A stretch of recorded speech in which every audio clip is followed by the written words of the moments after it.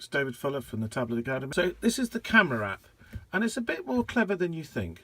For example, when taking photos, it's always a good idea to have the light source, i.e. the light through the window or wherever it is. The sun is basically the biggest light source we know.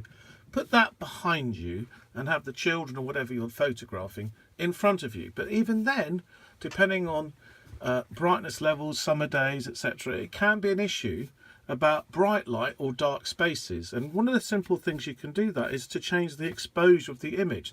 But if you tap on a dark patch, the picture will lighten it. If you've got a light patch and it's too bright, you might have seen it darkening, but again, because the ambient light in here is different, it's not going to change. But you saw the change on the screen, and it's worth taking your iPad after this video and trying it out yourself.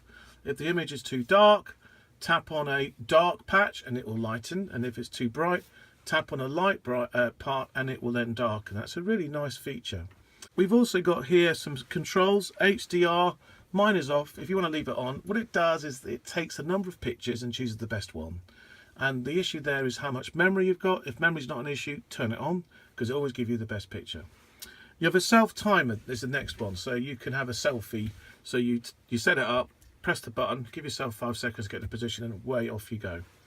This magical button is the selfie. You can see, hello, I'm David, and you can say, hi folks. I'm going to turn it off now because that's a dreadful picture. And then the button itself is the button to take a picture. Incidentally, top tip here is, and I won't find them, but if you use the volume up and down switches on the side of the iPad, they'll also take the picture as well, which is really good for the selfies. So that's a photo. Now, when we change between photo, you have to physically slide the finger to change it to video. You'll know you're on video because the button that you press turns red. That's a tip.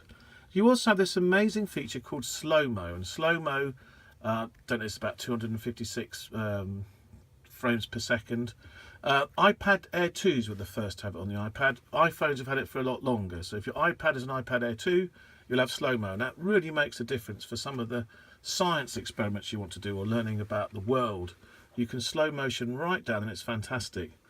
Time-lapse isn't available on virtually every single iPad. In fact, iPad 2s do it with the new version of the operating system. And that speeds up action. So where slow-mo, fast motion is slowed, time-lapse takes a picture every second. A good one to try is a lava lamp. Just leave it on the lava lamp for an hour and you get a nice speeded up action of the lava lamp. Or snails crawling slowly across a place. They'll suddenly become super fast snails. And it's really quite clever. And moving the other way, we have the option for square photos. I believe that's part of the Instagram area. And then the pano is a pano, which I don't tend to do with an iPad. It's too big. You use a phone for that. And that's basically how to use photos.